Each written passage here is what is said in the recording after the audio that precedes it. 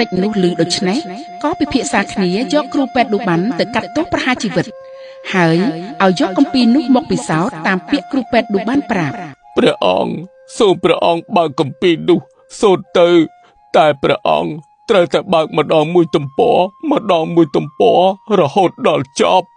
អស្ចារ្យណាស់លោកកាត់កហើយនៅតែមិនស្លាប់ភ្លាមឥឡូវយើងនឹងសាកមើលតើពិតជាតក្បាលលោកជាប់វិញដែរទេហ៎មិនក៏មិនមានអក្សរមួយតួអញ្ចឹងព្រះអង្គនេះជាគម្ពីរអាចកំបាំងពិសេសមិនអាចបើកឃើញអក្សរភ្លាមបានទេព្រះអង្គត្រូវតែបើកម្ដងមួយទំព័ររហូតដល់ចប់ហើយបកសារក្រោយវិញនោះព្រះអង្គនឹងបានឃើញអក្សរហើយព្រះរាជាបានធ្វើតាមពេទ្យឌូបានប្រាប់ស្រាប់តែទីបញ្ចប់មិនឃើញអក្សរសោះធ្វើឲ្យព្រះអង្គខ្ញាល់ក៏ទះក្បាលគ្រូពេទ្យឌូបានឲ្យធ្លាក់ទៅលើដីចំណែករាជអាមាត្យក៏យកសិភៅនោះមកមើលដែរដោយនិយាយអុចអាលបន្ថែមទៀតអាចោមកសៀតស្លាប់ហើយនៅតែកុហកយើងទៀតឯនេះសមនឹងយើងកាត់ក្បាលណាស់មែនហើយព្រះអង្គបើទុកឲ្យវានៅរស់ក្បែរព្រះអង្គទៀតម្លេះវាសមធ្វើល្បិចកិច្ចកលបោកបញ្ឆោតព្រះអង្គរហូតទាល់តែព្រះអង្គសោយទីវង្គតមិនខានសម្រាប់វាពេលនេះគឺស័ក្តិសមណាស់ព្រះអង្គ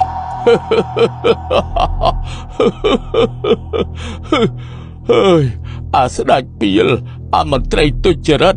យើងខំស្មោះត្រង់ជួយជីវិតឯងដោយគុណធម៌តែពួកឯងបែរជាយកទោសមកសងគុណយើងវិញទង្វើនេះព្រះជាម្ចាស់នឹងដាក់ទោសពួកឯងយើងគ្មានគម្ពីរវិសេសតក្បាលឯណាទេយើងគ្រាន់តែដាក់ទោសអាស្ដេចទុរយុសឯង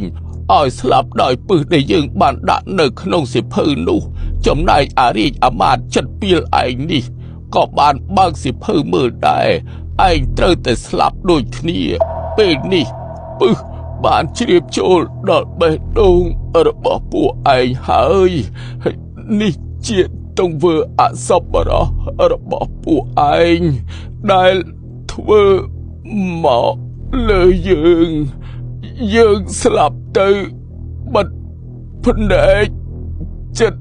ហើយជួយផងយើងត្រូវពឹសហើយជួយផងព្រះអង្គ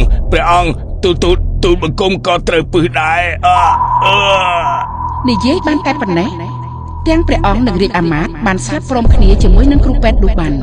ធ្វើឲ្យសេនាអាមាត្យសពមុខមន្ត្រីទាំងអស់មានការសោកស្ដាយជាខ្លាំងព្រះអង្គនៅពេលដែលតានេសាទនោះបាននិទានរឿងអរិយទឹកស្ដាប់ចប់តើព្រះអង្គទ្រង់ព្រះតម្រិះយ៉ាងណាយើងគិតថាមនុស្សដែលរមើលគុណចំពោះអ្នកដែលជួយជីវិតខ្លួនសមនឹងព្រះដាក់ទោសណាស់គេសមតែស្លាប់មែនហើយព្រះអង្គមនុស្សដែលមានគុណធម៌ដូចជាគ្រូពេទ្យឌូបានមិនគួរស្ដេចក្រិចប្រហារជីវិតទេដូចរឿងតានេសាទនិងអរិយទឹកនោះអញ្ចឹង